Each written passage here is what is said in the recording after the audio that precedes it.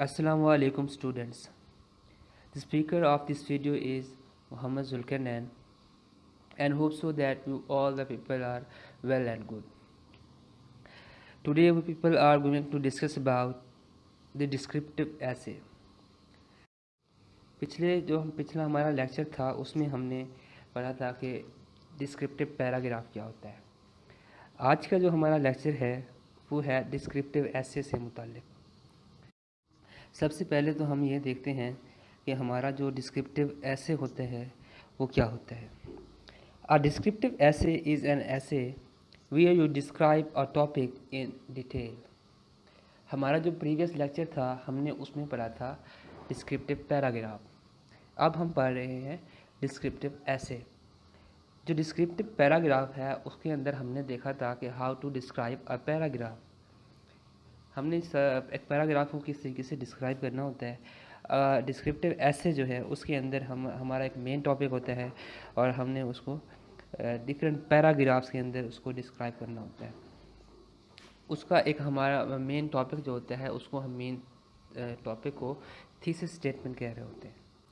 अब जो हमारा टोटल ओवरऑल ऐसे होगा वो उसी थीसिस स्टेटमेंट के साथ डील करेगा और ये टोटल जो जितने भी हमारे पैराग्राफ होंगे वो उसी मेन टॉपिक के अबाउट होंगे और हम उसी मेन टॉपिक को डिस्क्राइब कर रहे होंगे। It could be an event, ये कोई इवेंट हो सकता है। It could be a person, ये कोई शख्स हो सकता है। और एन आइडिया, या किसी भी आइडिया के ऊपर हम इसको डील कर रहे होते हैं या हम उसको डिस्क्राइब कर रहे होते हैं। अगर वो पर्सन है, फॉर एन एग्जांपल हम ऐसे लिख रहे होते हैं होली प्रॉफिट सल्लल्लाहु अलैहि वसल्लम पे ऐसे लिख रहे होते हैं, हम क़ायद आज़म पे ऐसे लिखते हैं, अल्लामा इक़बाल पे लिख रहे होते हैं। या अगर कोई इवेंट है, ठीक है, मॉर्निंग वॉक पे हम जाते हैं तो हम उस पर ऐसे लिखना स्टार्ट कर देते हैं। या कोई आइडिया है, हमारे पास डिफरेंट टाइप्स ऑफ आइडियाज़ आ जाते हैं, उन पे हम डिस्क्रिप्टिव एसेज लिख सकते हैं।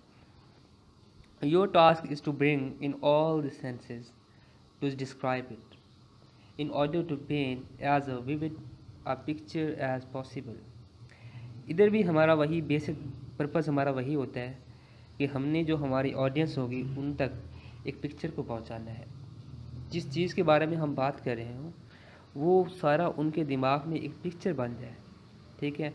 और हमारा बेसिक पर्पस यही होता है कि हमने उनको तमाम तर जो इन्फॉर्मेशन देनी है, तमाम तर जो हमारा ऐसे होगा जिस चीज़ पे हमने बात करनी है, जो हमारा मेन टॉपिक है, मेन थीसिस स्टेटमेंट है, उसको क्लियर तौर पर हमने डिस्क्राइब करना है इन ईच पैराग्राफ। जिस तरीके से हमने एक डिस्क्रिप्टिव पैराग्राफ लिखा था इसी तरीके से हम अगर बहुत सारे डिस्क्रिप्टिव पैराग्राफ मिला के लिख लें एक ही टॉपिक के ऊपर, ठीक है, यानी हमारा एक मेन टॉपिक हो और उसके ऊपर हम डिफरेंट टाइप्स के पैराग्राफ बना लें तो हम उसको क्या कहेंगे, एक डिस्क्रिप्टिव एसे। और इन सब पैराग्राफ का मेन टॉपिक होगा या मेन हेडिंग होगी वो एक होगी। फॉर एन एग्जांपल अगर मैं बात करता हूँ क़ायद आज़म के ऐसे के ऊपर, आपने लिखना है क़ायद आज़म का ऐसे, तो आप सबसे पहले उनको इंट्रोड्यूस कराते हैं। हो आज क़ायद आज़म, वो कहाँ पैदा हुए, ठीक है। अब ये इंट्रोडक्शन वाला जो पैराग्राफ होगा वो उसका फर्स्ट पैराग्राफ होगा। फिर आप जब उनकी एजुकेशन का बताना स्टार्ट करते हैं तो आप एक और न्यू पैराग्राफ ऐड करते हैं और उसी पैराग्राफ में सिर्फ़ और सिर्फ आप एजुकेशन की बात करते हैं। नेक्स्ट पैराग्राफ आएगा तो उनकी जो पॉलिटिकल लाइफ थी उस पॉलिटिकल लाइफ के बारे में जितनी भी आप इंफॉर्मेशन देंगे वो उसी पैराग्राफ तक मेंटेन रहती है। तो फिर नेक्स्ट जब उन्होंने अचीवमेंट की पाकिस्तान की, आप उन पाकिस्तान के बारे में लिखने के लिए एक अलग से पैराग्राफ बनाते हैं और उसी के साथ ही उसको कंक्लूड कर जाते हैं। या फिर उनकी जो डेथ है उसके लिए आप क्या करते हैं, एक अलग पैराग्राफ बना देते हैं। ये सारे पैराग्राफ डील कर रहे थे हमारे मेन टॉपिक के साथ जो था Quaid Azam. The difference between a description and a descriptive essay. जो डिस्क्रिप्शन है उसके दरमियान और डिस्क्रिप्टिव ऐसे के दरमियान क्या फ़र्क होता है। डिस्क्रिप्शन जो होती है या वो डिस्क्रिप्टिव पैराग्राफ उसको हम कहते हैं। अब वो डिस्क्रिप्टिव पैराग्राफ जो होता है उस एक पैराग्राफ पर मुश्तमिल हो या फिर अगर ज़्यादा पैराग्राफ पर होगा यानी दो पैराग्राफ पर मुश्तमिल होगा तो उनके दरमियान कोई ऑर्डर नहीं होगा, कोई एक ऐसा स्पेसिफिक स्ट्रक्चर नहीं होता, ठीक है। A description can be just a simple paragraph or several ones with no specific structure. Meanwhile, a descriptive essay has 5 or 4 paragraphs and a clear and complete sentence structure. जो हमारे पास descriptive ऐसे होता है वो एटलीस्ट 5 या 5 से ज़्यादा जो है ना पैराग्राफ पर मुश्तमिल होता है। अगर आप कंपेटिटिव एग्ज़ाम अगर दें कोई CSS का PMS का, ठीक है, उसके अंदर जो है ना जो ऐसे आप लिखते हो वो एटलीस्ट 2500 वर्ड्स का होना चाहिए, ठीक है। अगर आप एक पेज के ऊपर भी 100 वर्ड्स लिखते हो तो it mean that you are writing 25 pages. और इन पैराग्राफ का कोई एक प्रॉपरली स्ट्रक्चर भी होगा, ठीक है। अगर हम सेंटेंसेस एक पैराग्राफ के अंदर लिखते हैं तो हमारा सेंटेंस स्ट्रक्चर वो एक क्रोनोलॉजिकल आर्डर में होता है। या पैराग्राफ्स हैं तो वो जो पैराग्राफ लिखे हुए होंगे वो क्लियर होंगे और उनका एक कंप्लीट स्ट्रक्चर होगा। A descriptive essay is usually written coherently, has a good thesis statement at the end of the introduction, 3 body paragraphs and a conclusion. जो एक डिस्क्रिप्टिव ऐसे होता है वो क्या होता है, कोहेरेंटली रिटन होता है। यानी अगर एक पैराग्राफ है तो वो दूसरे पैराग्राफ के साथ उनका आइडिया आपस में मैच करता होगा, ठीक है। अब दूसरा पैराग्राफ जो होगा वो तीसरे पैराग्राफ के साथ उनका आइडिया मैच करता होगा, यानी वो पैराग्राफ टू पैराग्राफ एक दूसरे के साथ लिंक्ड होते हैं, सेंटेंस टू सेंटेंस एक दूसरे के साथ लिंक्ड होते हैं। अच्छा, तो उसके बाद जो है ना जो इंट्रोडक्शन होता है वो उसका बेसिक पॉइंट्स होता है, यानी जो स्टार्ट होता है उसका जो स्ट्रक्चर होता है एक डिस्क्रिप्टिव ऐसे का इंट्रोडक्शन होता है उसके अंदर, और 3 to 4 बॉडी पैराग्राफ। अब ये बॉडी पैराग्राफ ज़्यादा भी हो सकते हैं, जिस तरीके से मैंने आपको एग्जांपल दी CSS की एसेस की, ठीक है। अब बॉडी पैराग्राफ एटलीस्ट 3 और 4, ठीक है, ये पैराग्राफ्स होते हैं जिसके अंदर हम सारे अपने सपोर्टिंग डिटेल लिख रहे होते हैं, या जो हमारा मेन टॉपिक होता है उसके अबाउट जितनी भी इंफॉर्मेशन हम देंगे वो इन्हीं पैराग्राफ के अंदर दे रहे होते हैं। एंड आ कंक्लूजन, और एक कंक्लूजन होता है उसके अंदर जिसमें हम क्या करते हैं कि ईच एंड एवरीथिंग हम रीस्टेट कर रहे होते हैं। अब जो ये डिस्क्रिप्शन होती है उसका जो है ना कोई एक प्रॉपरली स्ट्रक्चर नहीं होता। A description however does not necessarily have a structure, उसका कोई स्ट्रक्चर नहीं होता। ऐसे का स्ट्रक्चर होता है डिस्क्रिप्शन का, जिसको हम डिस्क्रिप्टिव पैराग्राफ भी कहते हैं। यानी अगर एक पैराग्राफ है तो हम उसके अंदर उसको कितने हिस्सों में डिवाइड कर सकते हैं। उसी पैराग्राफ के अंदर जो होगा वो इंट्रोड्यूस कराते हैं टॉपिक को, उसी के अंदर ही हम सपोर्टिंग डिटेल लिख रहे होते हैं और उसी के अंदर ही हम कंक्लूड कर रहे होते हैं। यानी हम उस पैराग्राफ को मज़ीद स्ट्रक्चर के हिसाब से डिवाइड नहीं कर सकते जिस तरीके से हम एसेस के अंदर प्रॉपरली हेडिंग बनाकर लिख रहे होते हैं, या हम मेन हेडिंग सब हेडिंग बनाकर उसको लिख रहे होते हैं। इस main purpose is to just describe an object और something else without having an extra academic layers. इसका जो बेसिक पर्पज़ होता है डिस्क्रिप्शन का वो सिर्फ़ और सिर्फ यही होता है कि अगर कोई ऑब्जेक्ट है, कोई पर्सन है, कोई थिंग है, उसको सिर्फ और सिर्फ डिस्क्राइब करना इस डिस्क्रिप्टिव पैराग्राफ का या डिस्क्रिप्शन का बेसिक पर्पज़ होता है। अब जो हमारा ये डिस्क्रिप्टिव ऐसे कंटेंट होता है, यानी हम जो डिस्क्रिप्टिव ऐसे लिखेंगे उसके अंदर जो भी कंटेंट हम इस्तेमाल करेंगे वो किसी इवेंट के तौर पर हो सकता है, वो कोई एनिमल पे हम लिख रहे हों, हम किसी पर्सन पर लिख रहे हों, या कोई प्लेस हो, या कोई ऑक्यूपेशनल हो, या कोई आइडिया हो, हम इन्हीं चीज़ों पर ही एक ऐसे लिख सकते हैं, ठीक है। अगर हम एक पर्सन के लिए लिख रहे हैं तो उसके लिए हम जो कंटेंट का इस्तेमाल करेंगे वो डिफरेंट कंटेंट होगा। जब हम एक प्लेस के लिए लिख रहे होंगे तो वो एक डिफरेंट कंटेंट होता है, और इवेंट के लिए हम जब लिख रहे होते हैं तो उसका एक डिफरेंट कंटेंट होता है। A person, you can talk about a person. It can range from a simply writing about their appearance to more complex description like actions, behaviors, mood and the qualities of your chosen individual.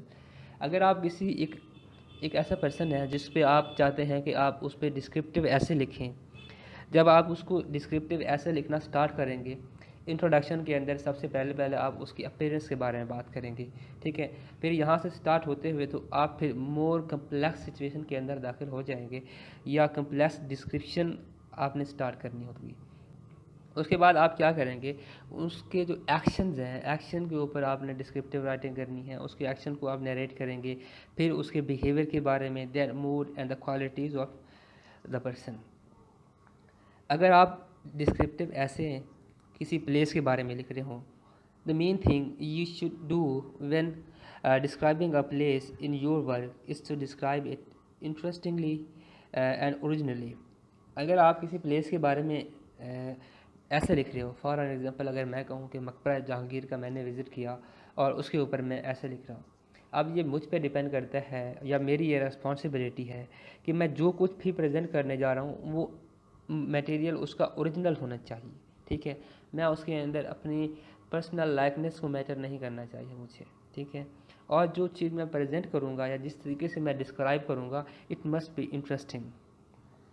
Your readers should feel, for example, the beauty of your chosen cities, perhaps New York और रोम। आप लोगों ने क्या करना है, अगर for example एक place है जिस पे आप रह रहे हैं, या जिस तरीके से मैंने रोम की एग्जांपल दी या न्यूयॉर्क सिटी की दी, जब आप इसके बारे में लिखेंगे तो आपके जो रीडर्स हैं उनको फील करना चाहिए that they are living in that place, या उनको ये फीलिंग आनी चाहिए कि ये टोटल जो पिक्चर्स है वो हमारी आंखों के सामने आ गई है। एन इवेंट, आपकी लाइफ के अंदर बहुत सारे इवेंट ऐसे होंगे जो आपको बहुत अच्छे लगते होंगे, जिनके साथ आपकी अटैचमेंट्स होंगी। ठीक है, अगर आप उनको डिस्क्राइब करना चाह रहे हो, उनके ऊपर डिस्क्रिप्टिव ऐसे लिखना चाह रहे हो, then you can write a descriptive essay. आपने क्या करना है, an event, here you need to describe the story of what happened. आप लोगों ने ये बताना है कि उस इवेंट के अंदर क्या हुआ। अब ये इवेंट आपका कोई स्कूल की वैकेशंस हो सकती हैं, कंसर्ट हो सकता है, वेडिंग हो सकती है, एनिवर्सरी होगी, समर वैकेशंस होगी, music festival, graduation day, each and everything you can describe in a descriptive ऐसे। अगर किसी भी टॉपिक पर आप लिख रहे हो या कोई इवेंट है उसको आप डिस्क्राइब कर सकते हो। An animal, in this type you need to describe the animal, it may be its appearance, behaviour और बायोलॉजी। अगर आप किसी एनिमल को डिस्क्राइब करना चाह रहे हो तो आप क्या करेंगे, उसकी अपीयरेंस, उसका बिहेवियर, उसकी बायोलॉजी को डिस्क्राइब कर सकते हैं। An occupation, here you need to write about the job और ऑक्यूपेशन। अब आपने अगर कोई जॉब के बारे में लिखना है ऐसे, तो आप क्या करेंगे, ऑक्यूपेशन के अबाउट जितना लिखना चाह रहे हैं तो आप उसको भी डिस्क्राइब कर सकते हैं। आप बिहेवियर, आपकी ज़िंदगी में बहुत सारे लोग ऐसे हुए होंगे जिनका किरदार, जिनका बिहेवियर आपके साथ बहुत अच्छा होगा। ठीक है, अगर आप उनको एडमायर करना चाहते हैं, उनके अबाउट आप डिस्क्रिप्टिव ऐसे लिखना चाहते हैं, तो you can write a descriptive essay on the behaviour of a person. This is the type of a descriptive writing you should go for if you would like to write about someone behaviour. अगर आप किसी के behaviour के बारे में लिखना चाह रहे हो तो आपको एक बिहेवियर डिस्क्रिप्टिव ऐसे लिखना चाहिए। Perhaps you want to describe the strange behavior of your friend। भाई आपका एक दोस्त है, वो आपके साथ अब अजीब सा बर्ताव कर रहा है, तो आप क्या है, सैड है, तो आप उसके अबाउट भी डिस्क्रिप्टिव राइटिंग कर सकते हो, और उसका जो बिहेवियर है आप उसको डिस्क्राइब कर सकते हो कि how he is behaving to you. इससे पहले वो आपसे किस तरीके से बिहेव करता था और वो आप किस तरीके से कर रहा है। और highlight how certain people act under the different condition. अब आपने बताना है कि बहुत सारे लोग हैं वो डिफरेंट सिचुएशन में डिफरेंट तौर पर किस तरीके से बिहेव करते हैं। आपने क्या करना है, कुछ पर्सन्स को कोट करना है, डिफरेंट टाइप्स ऑफ पर्सन को कोट करना है, और उन डिफरेंट सिचुएशन के अंदर जिस तरीके से वो डिफरेंटली प्रेजेंट करेंगे या डिफरेंटली वो बिहेव करेंगे, तो आप उनको कोट कर सकते हैं और उस पर डिस्क्रिप्टिव राइटिंग कर सकते हैं। Two classic approaches of the descriptive essay. अब जो डिस्क्रिप्टिव ऐसे है उसको हमने टू क्लासिक अप्रोचेज में डिवाइड किया हुआ है। The first one is personal essay and the second one is formal essay. जो पर्सनल ऐसे होता है उसको आप इनफॉर्मल ऐसे के तौर पर भी ले सकते हैं। Personal essay, here you need to describe an experience using your feeling and responses. यहाँ पे आपने क्या करना है, आपने अपना कोई पर्सनल एक्सपीरियंस होगा, आपने उसको डिस्क्राइब करना है with using your feelings, emotions. This work can awake the empathy in the readers. ये क्या करेगा कि आप अगर वो पर्सनल एक्सपीरियंस ऐसा है कि आपने कोई ऐसा काम किया हुआ है जिसके अंदर आपको बहुत बड़ा लॉस हुआ है, ठीक है। अब जब आप उसको डिस्क्राइब करना स्टार्ट करेंगे तो ये क्या करेगा, आपके जो रीडर होंगे उनके उनमें एम्पैथी क्रिएट करेगा। If you want to write a good personal essay, you should try to focus only on those aspects that most fully express your experience। अगर आप चाहते हैं कि आपने पर्सनल ऐसे लिखना है, यानी अपने किसी भी पर्सनल अपने साथ पेश आने वाले कोई भी इवेंट होगा या कोई हादसा होगा या कोई ऐसी चीज़ होगी जिसको आपने खुद एग्जामिन किया हुआ है, ऑब्ज़र्व किया हुआ है, तो आप उसको अगर लिखना चाहते हैं तो आपको चाहिए को जो चीज़ें आप वहाँ पर लिखने जा रहे हैं तो आपको वो फुली एक्सप्रेस करना चाहिए, अपने एक्सपीरियंस को और अपनी ऑब्जर्वेशन को आपने फुली तौर पर एक्सप्रेस करना है। Use vivid evocative language in this type of assignment. आपने in this type of assignment में आपने क्या करना है कि विविड एक्सप्रेशन का इस्तेमाल करना है। आपने जो भी डिस्क्राइब करना है या आपने जो भी पैराग्राफ लिखेंगे उसके अंदर अपने इवेंट को वन बाय वन जिस तरीके से वो क्रोनोलॉजिकल ऑर्डर में टेक प्लेस हुआ है उसी तरह से ही आपने उसको डिस्क्राइब करना है।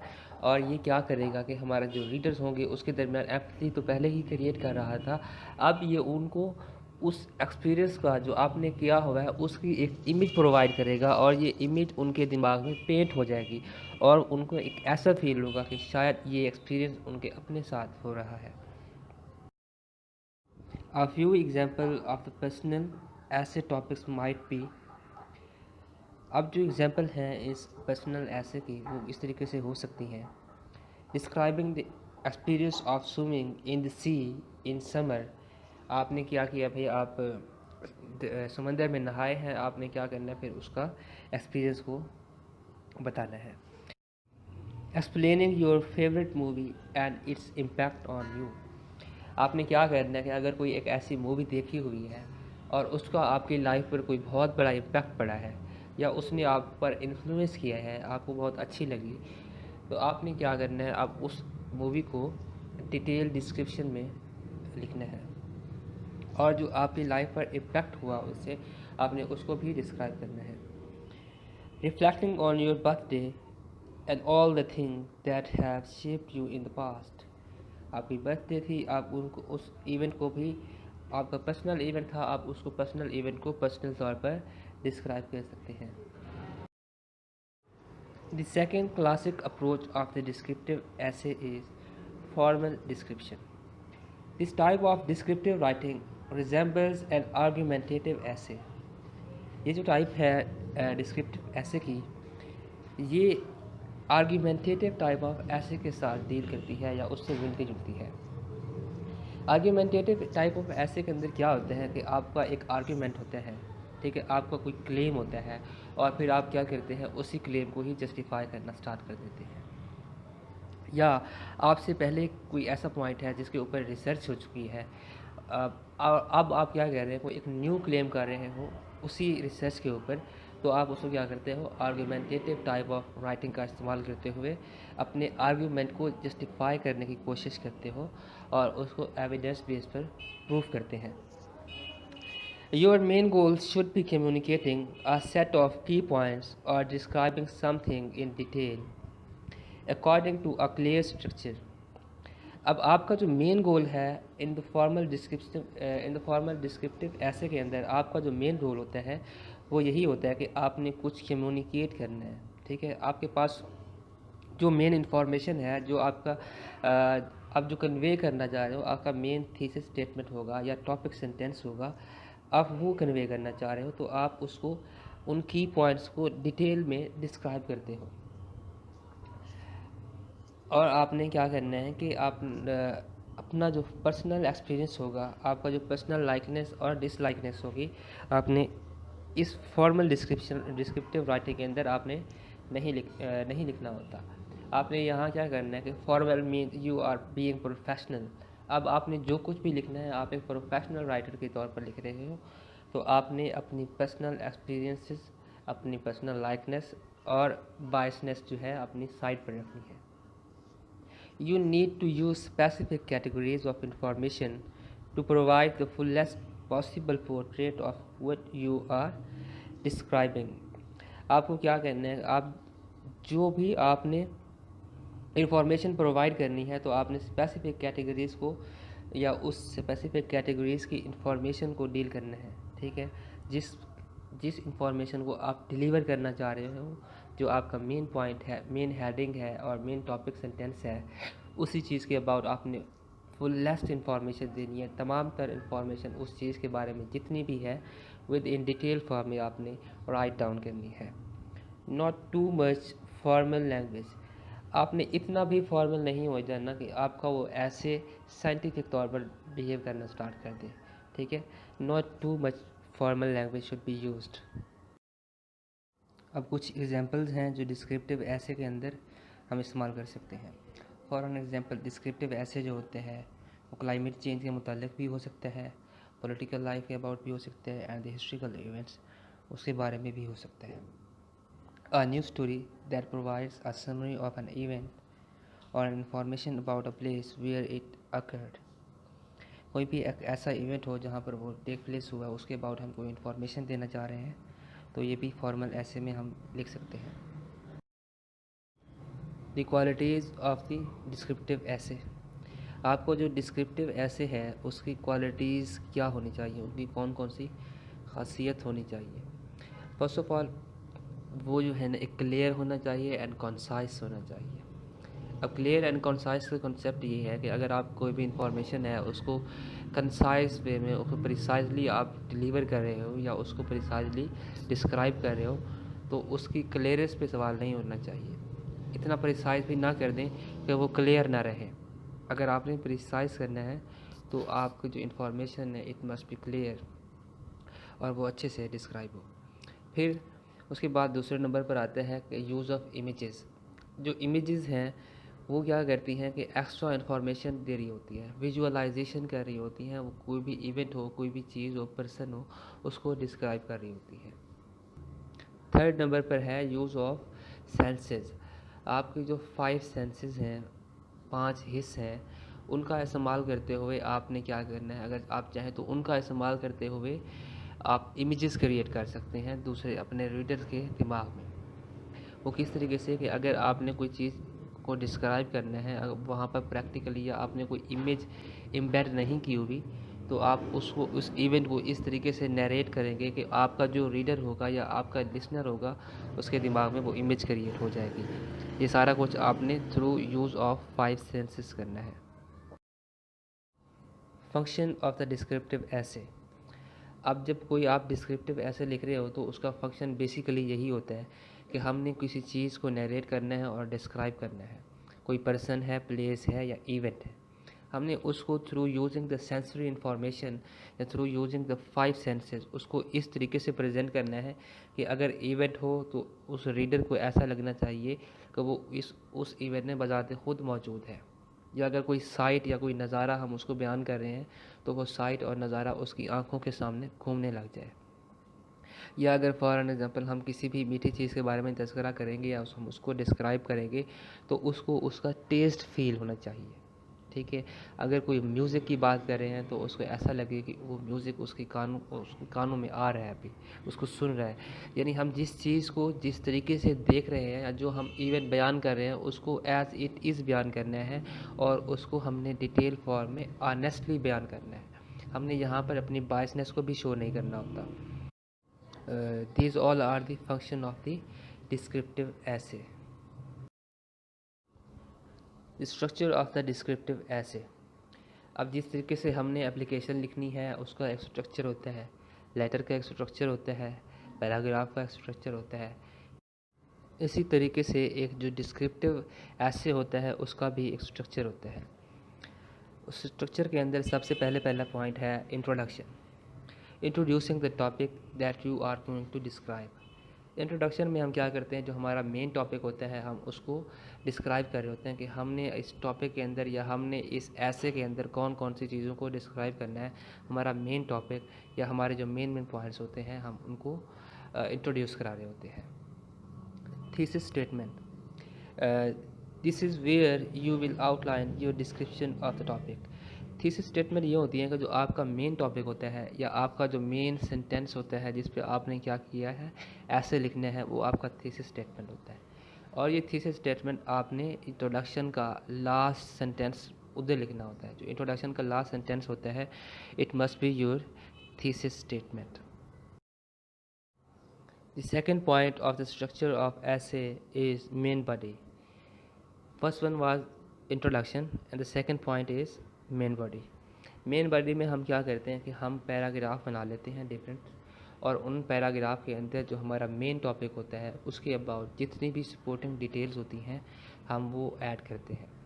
और इन्हीं सपोर्टिंग डिटेल के अंदर हम ये जस्टिफाई करने की कोशिश करते हैं कि हमारा जो मेन टॉपिक है या मेन थीसिस स्टेटमेंट है वो क्या है, कैसे है, क्यों है, कहाँ है, ईच एंड एवरीथिंग जो हमने वहाँ पर डील करनी है वो हमने सारी की सारी मेन बॉडी में लिखनी होती है। फिर हमने मेन बॉडी को 3 पैराग्राफ में डिवाइड किया हुआ है। The first paragraph focus on the topic. पहला जो पैराग्राफ होता है वो सारे के सारा टॉपिक के अबाउट बताते हैं कि हमारा टॉपिक को मज़ीद जो है ना डिस्क्राइब करने की कोशिश करते हैं। हमने पहले इंट्रोड्यूस तो करा लिया था, अब थोड़ा सा हम उसको क्या करते हैं डिस्क्राइब करने की कोशिश करते हैं in first paragraph. The second will cover the environment surrounding the topic. अब उस टॉपिक के अबाउट जो हमारा इन्वायरमेंट सराउंडिंग जो मटेरियल होगा, या ठीक है, हमने उसको मज़ीद डिस्क्राइब करना है, मज़ीद उस पर जस्टिफिकेशन देनी है, तो वो हम सेकंड पैराग्राफ में करते हैं। Finally the third topic will focus on our sensual and emotive description. जो last paragraph of the main body होता है उसके अंदर हम अपनी फीलिंग्स या हमारी जो ओपिनियंस होती हैं हम उसको डिस्क्राइब करने की कोशिश करते हैं, और उसी टॉपिक को अपने हिसाब से अपनी जस्टिफिकेशन से प्रूव करने की कोशिश करते हैं। या अगर वो साइंटिफिक ऐसे की तो ऐसे हो तो हम वहाँ पर क्या कर रहे होते हैं कि एविडेंस बेस अपना प्रूफ दे रहे होते हैं, हम किसी को कोट कर रहे होते हैं, कहीं किसी बुक को हवाला देकर हम बता रहे होते हैं कि वहाँ पर ये जस्टिफिकेशन दी गई थी और हमने ये बात कही। The last point of the structure of essay is conclusion. Conclusion, you are very well aware of the conclusion. कि conclusion में हम क्या कर रहे होते हैं कि हम restatement of the ideas, restatement of the main sentences या मेन जो हमारी हेडिंग्स और सब हेडिंग्स होती हैं हम उनको रीस्टेट करके लिख रहे होते हैं। और इस कंक्लूजन के अंदर हम कोई भी न्यू पॉइंट ऐड नहीं करते या कोई भी न्यू आइडिया हमारा इस कंक्लूजन में ऐड नहीं हो रहा होता। Introduction. Introduction is the first point of your structure of essay. अब हम ये देखते हैं कि इंट्रोडक्शन के अंदर हम किस तरीके से अपने टॉपिक को इंट्रोड्यूस कराते हैं। हम जब भी अपने टॉपिक को इंट्रोड्यूस कराते हैं तो हम क्या करते हैं कि सबसे पहले अपनी जो बैकग्राउंड इन्फॉर्मेशन होती है या उस टॉपिक के हिसाब से जो कॉन्टेक्स्ट होता है हम वो बयान करते हैं, ताकि जो हमारे रीडर्स हों उनको इस बात से अंदाज़ा हो जाए कि ये टॉपिक किस चीज़ के बारे में है और कौन सा टॉपिक यहाँ पर इंट्रोड्यूस कराया जा रहा है। आया कि इस टॉपिक पर पहले कोई इन्फॉर्मेशन दी गई है या नहीं दी गई। आपका अभी स्टार्ट होता है इंट्रोडक्शन। इंट्रोडक्शन जो पढ़ने के अंदर इंट्रोडक्शन जब हम पढ़ रहे होते हैं तो उसमें ऑलमोस्ट 2 से 3 मिनट लगते हैं उसको जज करने में कि आपका जो टोटल जो राइटिंग है वो किस चीज़ के बारे में है और वो कैसी राइटिंग है। ठीक है, अब वो जो पहला पैराग्राफ है ये आप पे डिपेंड करता है कि आप कैसे उसको एक अच्छे तरीके से प्रेजेंट करने जा रहे हैं कि ताकि आपका जो रीडर हो उसको ये अंदाज़ा हो सके कि इनकी जो राइटिंग है वो किसी और से डिफरेंट है। लेकिन एक बात का आपने ये ध्यान रखना है कि इंट्रोडक्शन जो होता है वो आपने ब्रीफ रखना होता है।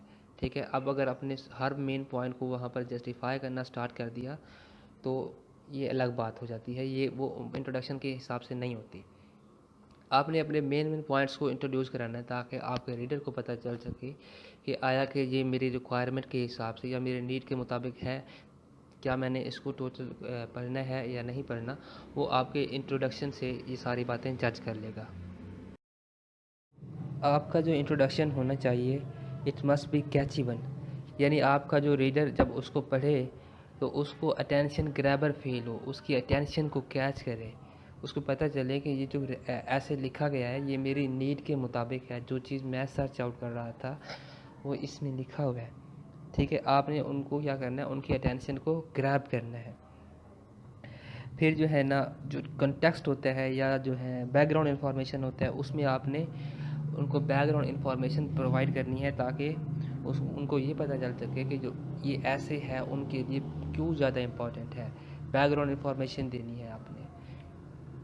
थीसिस स्टेटमेंट जो होती है उसके अंदर आपने ये बताना है कि आपका जो ऐसे है वो किस चीज़ से मुताल्लिक है। वो एक सिंगल सेंटेंस होता है थीसिस स्टेटमेंट। वो ज़्यादा बड़ा नहीं करना, उसको ब्रीफ लिखना है और वो समराइज फॉर्म में होगा। जो आपका मेन टॉपिक होगा, मेन सेंटेंस होगा जो आपका थीसिस स्टेटमेंट कराता है। और ये उन रीडर को ये बताता है कि जो आपका ऐसे है वो किस चीज़ के बारे में है, और आपका जो ऐसे का टॉपिक है, आपके ऐसे के मेन स्टेटमेंट है, मेन हेडिंग, सब हेडिंग्स, वो क्या चीज़ें होंगी। Body paragraph. बॉडी पैराग्राफ अमूमन 3 पैराग्राफ पर मुश्तमिल होते हैं और ये तीनों डिफरेंट आर्ग्यूमेंट्स को, डिफरेंट पॉइंट्स को जस्टिफाई कर रहे होते हैं। यानी इसके अंदर सपोर्टिंग डिटेल जो होती है वो हर सपोर्टिंग डिटेल या हर पैराग्राफ जो है वो एक डिफरेंट आइडिया के साथ आर्ग्यूमेंट को जस्टिफाई करने की कोशिश कर रहा होता है, और वो 3 डिफरेंट पॉइंट्स होते हैं। जो ऐसे आप लोग लिख रहे होते हैं ये आप पे डिपेंड करता है कि उनके उस ऐसे को जस्टिफाई करने के लिए या उनके डिटेल को आप जिस तरीके से डिस्क्राइब कर रहे होते हैं उसको क्लियरली डिस्क्राइब करने के लिए कितने पैराग्राफ की ज़रूरत पड़ती है। अगर आप चाहें तो उसको 2 से 3 पैराग्राफ में कंप्लीट कर सकते हैं, या कुछ ऐसे ऐसे भी होते हैं जिसको डिस्क्राइब करने के लिए आपको एक पूरी की पूरी बुक लिखनी पड़ जाए। कुछ को आप अगर डिस्क्राइब करना चाहें तो आप 2 से 3 पेजेस पर भी डिस्क्राइब कर सकते हैं। It's totally up to you. How to write the body paragraph. हमने जो अपने ऐसे के लिए बॉडी पैराग्राफ लिखने हैं वो हमें किस तरीके से लिखना है और हमने उसको किस वे में अरेंज करना है। सबसे पहले तो हमने स्टार्ट करना है, start with the topic sentence. जो हमारे ऐसे का मेन थीसिस स्टेटमेंट होते हैं हमने उससे स्टार्ट करना है। For an example, the orange looks familiar.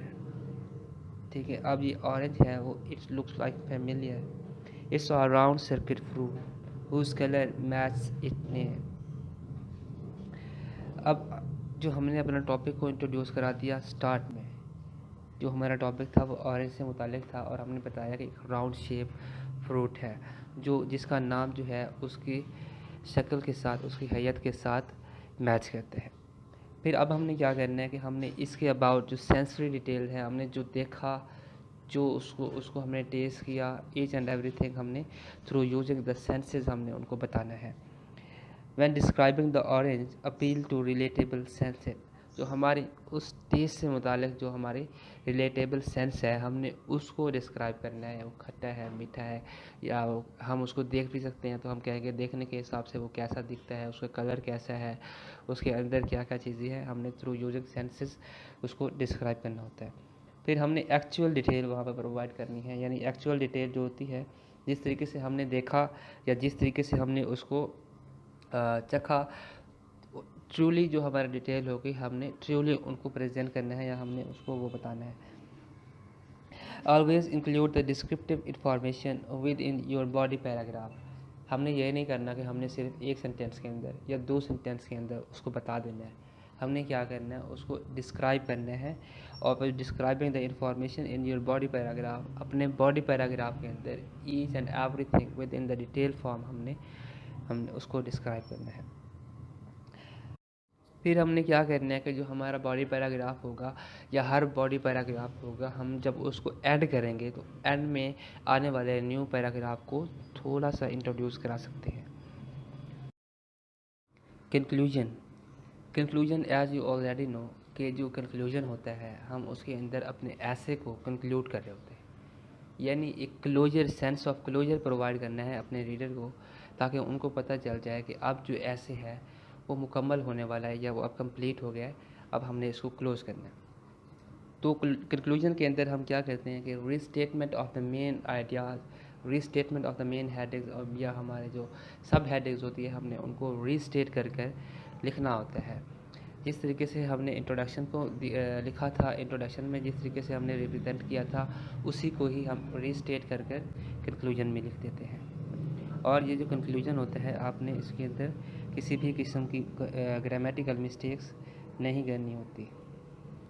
And the most thing कि आपने कंक्लूजन के अंदर कोई न्यू आइडिया प्रेजेंट नहीं करना होता। कंक्लूजन में कभी भी न्यू आइडिया नहीं प्रेजेंट किया जाता। जो भी पहले हमने आइडियाज़ डिस्कस किए होंगे वही रिपीट करके रिस्टेट करके लिखेंगे। Some of the examples of the descriptive essay, कुछ एग्जांपल हैं जिसको हम क्या करते हैं कि डिस्क्राइब कर सकते हैं उनको in the form of an essay. Describe what it's like living in an other country. अगर आप किसी दूसरे मुल्क में रह रहे हो या अब्रॉड हो, वहाँ पर आप किस तरीके से रह रहे हो और ये किस तरीके से आपको महसूस होता है, each and everything you can describe in this essay. Describe the idea of freedom. Idea of freedom, आज़ादी का नज़रिया, उस पर आप इसको डिस्क्राइब कर सकते हो, एक ऐसे लिख सकते हो, एक लॉन्ग एंड नैरेटिव ऐसे आप इस पर लिख सकते हैं। Describe on normal day at your school. अपने स्कूल पे गुजारा हुआ कोई एक नॉर्मल डे है, आप उसको भी डिस्क्राइब कर सकते हो कि किस तरीके से आप स्कूल गए, वहाँ पे आपने जो जो एक्टिविटीज़ की आपने वो सारी डिस्क्राइब करनी है। डिस्क्रिप्टिव ऐसे लिखने के लिए कुछ गाइडलाइन हैं जिनको आपने फॉलो करना है। इसका सबसे पहला पॉइंट है टेक टाइम टू ब्रेनस्टॉर्म। आपका जो मेन टॉपिक होगा या मेन थीसिस स्टेटमेंट होगा उसके अबाउट आपके दिमाग में जितने भी आइडियाज़ आ रहे होते हैं आपने उनको राइट डाउन कर लेना है। ठीक है, उनको आप बुलेट्स फॉर्म में लिखें, उनको आप टॉपिक्स फॉर्म में लिखें, मेन टॉपिक बनाकर लिखें, मेन हेडिंग बनाकर लिखें, कुछ भी करके लिखें, आपने उनको अरेंज कर लेना है। या जो आपके आइडियाज़ होगी आपने उनको राइट डाउन करना है। Jotting down your ideas. अब एग्जांपल के तौर पर हम कहते हैं कि हमने एक बनाना है, पिज़्ज़ा बनाना है। जब हम पिज़्ज़ा बनाते हैं तो या एक जो हमारी रेसिपी होती है, हम जो कोई भी रेसिपी बना रहे होते हैं उन रेसिपी के लिए हमें सबसे पहले अज्ज़ाए तरकीबी या अज्ज़ा जो होते हैं हमें वो बताने पड़ते हैं। ठीक है, अब जो वो अज्ज़ा होंगे यानी हमारा जो मेन टॉपिक होगा उसके लिए आपने अज्ज़ा निकालने के लिए आपने ब्रेनस्टॉर्मिंग करनी है। For an example we are going to write an essay about pizza. ठीक है, पिज़्ज़ा जब हम पिज़्ज़ा के अबाउट हम लिखना स्टार्ट करेंगे तो हमें पता होगा कि पिज़्ज़ा के अंदर हमने कौन कौन सी चीज़ों का इस्तेमाल करना है। सॉस इस्तेमाल करना है, चीज़ है, क्रस्ट है, पेपरोनी है, सॉसेज है, स्पाइसेस हैं, हॉट मेल्टेड ईटीसी, ये सारी चीज़ें क्या है इस ऐसे के अंदर हमने डिस्क्राइब करनी है। तो हमने इन सारी चीज़ों को एक पेज के ऊपर राइट डाउन कर लेना है और it mean that we are trying to make a brainstorm of our essay. Use clear and concise language. आपने जो लैंग्वेज का इस्तेमाल करना है वो it must be clear, it must be free from the grammatical mistake. उसके अंदर किसी भी किस्म की कोई ग्रामेटिकल मिस्टेक नहीं होनी चाहिए, सिंटैक्टिकल एरर नहीं होनी चाहिए और तमाम चीज़ें जो जो सेंटेंसेस आप लिख रहे हो हर फ्रेज़ अपना एक क्लियर मीनिंग कन्वे कर रहा हो, उसके अंदर किसी भी किस्म की एम्बिगिटी नहीं होनी चाहिए। ठीक है, जितनी भी इंफॉर्मेशन आपने प्रोवाइड की it must be relevant to your main topic, वो आपके मेन टॉपिक के साथ रिलेट होनी करनी चाहिए। उसके बाद अगर आपने मेडिकल टाइप का ऐसे लिखा हुआ है, आपने लॉ टाइप के लिए ऐसे लिखना है या लॉ फील्ड का, मेडिकल फील्ड का, आपने उन्हीं फील्ड की वोकेबलरी का इस्तेमाल करना है ताकि आप क्लियर इन्फॉर्मेशन प्रोवाइड कर सकें। उसके बाद आपने चूज़ विविड लैंग्वेज। लैंग्वेज का इस्तेमाल आपने इस तरीके से करना है कि हॉर्स की जगह पर आपने स्टैलियन का इस्तेमाल करना है, यानी जो रेलिवेंट वर्ड्स हों, वोकेबलरी हो, उसका इस्तेमाल करना है। टेम्पचुअस की जगह पर आप वायलेंट का इस्तेमाल करें, मिजरली की जगह पर चीप का इस्तेमाल कर सकते हैं। You have to use this vivid language. Use your senses. Senses again आपने अपनी हिस का इस्तेमाल करना है, यानी आपने जिस तरीके से भी किसी चीज़ को महसूस किया, जिस तरीके से उनको छुआ, सुना, देखा, आपने उसको वैसे ही प्रेजेंट करना है ताकि आपके रीडर को ऐसा लगे कि वो खुद उसको देख रहा है, छू रहा है, सुन रहा है या उसको टेस्ट कर रहा है। नेक्स्ट है व्हाट यू आर थिंकिंग। आप लोगों ने अपनी परसेप्शन देनी है, अपना आइडिया देना है, अपनी फीलिंग, अपनी ओपिनियन और अपने इमोशंस का इजहार करना है ताकि जो आपका रीडर है वो आपके साथ मोर कनेक्टेड हो जाए। Be organized. आपने डिस्क्रिप्टिव राइटिंग करने के दौरान ऑर्गेनाइज्ड रहना है। जिस तरीके से इवेंट टेक प्लेस हुआ, यानी जिस तरीके से 1 बाय 1 स्टेप्स टेक प्लेस होते रहे, जो इवेंट जैसे हुआ, यानी अगर फॉर एन एग्जांपल मैं किसी पार्टी की बात करता हूँ तो उसके अंदर सबसे पहले हमने तिलावत की, फिर नाते पाक पढ़ी गई, फिर दूसरे काम किए गए। ऐसे आपने हर चीज़ को एक ऑर्गेनाइज्ड मैनर में डिस्क्राइब करना होता है, और जो जो पैराग्राफ आप लिख रहे हो वो सीक्वेंस फॉर्म में होने चाहिए, एंड उनके दरमियान कोहेरेंस होनी चाहिए। आपका सेंटेंस का हर सेंटेंस एक दूसरे के साथ उनका आइडिया मैच करना चाहिए। आपके पैराग्राफ टू पैराग्राफ कोहेरेंस होने चाहिए, पैराग्राफ टू पैराग्राफ आइडियाज़ एक दूसरे के साथ कनेक्टेड होने चाहिए। Sample outline of the descriptive ऐसे और an example of the descriptive essay. अब जितनी चीज़ें हमने अब तक पढ़ी, उसका स्ट्रक्चर देखा, डिस्क्रिप्टिव ऐसे की डेफिनेशन देखी, स्ट्रक्चर देखा, ईच एंड एवरीथिंग। अब हम प्रैक्टिकली उसको अप्लाई करते हैं visiting the hockey hall of fame पे। ठीक है, अब आपने क्या किया कि हॉकी हॉल ऑफ फेम है उसका आपने विज़िट किया, और अब आपने उसके ऊपर डिस्क्रिप्टिव राइटिंग करनी है और उसको डिस्क्राइब करना है। सबसे पहला पॉइंट हमारा था इंट्रोडक्शन। इंट्रोडक्शन में आपने अपना थीसिस पॉइंट को डिफाइन करना होता है, उसको डिस्क्राइब करना होता है और उसको इंट्रोड्यूस करना है। The hockey hall of fame is full of sights, sound and experiences that will delight hockey fans of all ages. अब बॉडी पैराग्राफ के अंदर क्या करेंगे, set the scene and provide the factual detail. अब आपने बता तो दिया, आपका जो इंट्रोड्यूस तो करा दिया कि हॉकी हॉल ऑफ फेम था, आपने वहाँ का विज़िट किया, ठीक है, वो अपना क्या नाम है उसके अंदर फैंस थे। अब आपने क्या करना है, उसकी सराउंडिंग, उसका जो इन्वायरमेंट था वहाँ पे आपने उसको प्रेजेंट करना है, ताकि ओवरऑल सीन जो क्रिएट हुआ या जो साइट था आप उसको अब अपने बॉडी पैराग्राफ में बताएंगे। एंड हम इसको कहेंगे कि body paragraph number 1, because you are going to describe just your topic statement, यानी जो आपका टॉपिक स्टेटमेंट है आपने थोड़ा सा उसको मज़ीद डिस्क्राइब किया है। The topic sentence.